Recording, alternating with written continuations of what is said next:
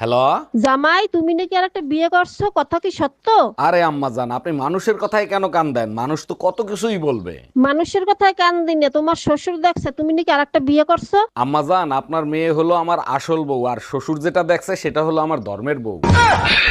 তোমারে লেগেছে এত যে ভালো, চাঁদ বুঝি তা জানে। বাহ ভাইজান, আপনার গানের কণ্ঠ তো অনেক সুন্দর। বলেন কি, তাই নাকি? Thank you so much. হাতে একটা ফুটা থাল নিয়েও তো গাইতে পারেন, অনেক ইনকাম করতে পারবেন।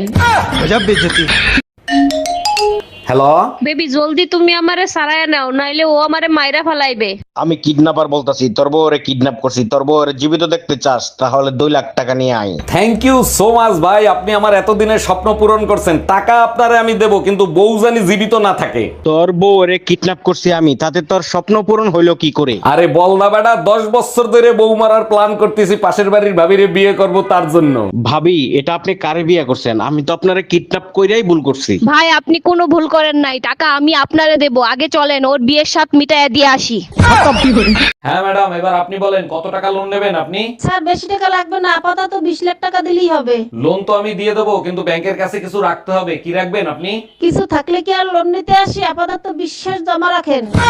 দেখো টুম্পা, আমাদের 3 বছরের সম্পর্ক তুমি এভাবে নষ্ট করে যেতে পারো না। তোরে 3 বছর সহ্য করছি, আর নিতে পারছি না, সরি। কিসের সরি? আমরা বাচ্চাদের নাম পর্যন্ত ঠিক করে রাখছি। বাচ্চাদের নাম ঠিকই থাকবে, শুধু বাপের নাম পাল্টে যাবে।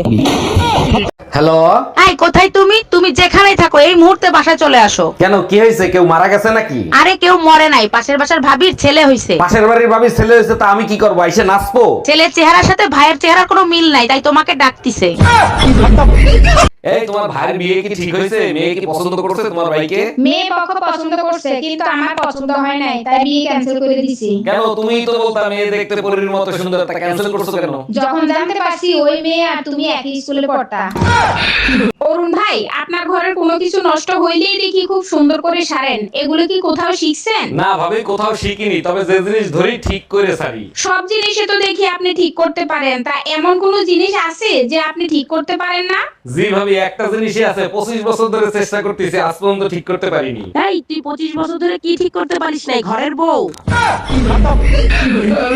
জামাই 6 মাস হয়ে গেছে, মেয়ে আমার কাছে আছে, তুমি ওকে নিতে আসো না কেন? আপনার মেয়ে আমারে রান্না করা শিখাইছে, থাল বাসন মাজা শিখাইছে, কাপড় ধোয়া শিখাইছে। দেখছো জামাই, আমার মেয়ের কত গুণ, অল্প দিনে তোমারে কত কিছু শিখাই দিছে। আমি এখন ঘরের সব কাজ করতে পারি, আপনার গুণধর্মে আপনার কাছেই রেখে দেন।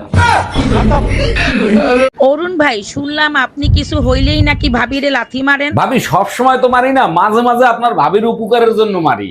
এইটা কেমন কথা বললেন? লাথি মারলে আবার কিরকম উপকার হয়? আপনার ভাবি বলছিল স্বামীর পায়ের তলে নাকি জান্নাত, তাই মাঝে মাঝে জান্নাতে পাঠাই।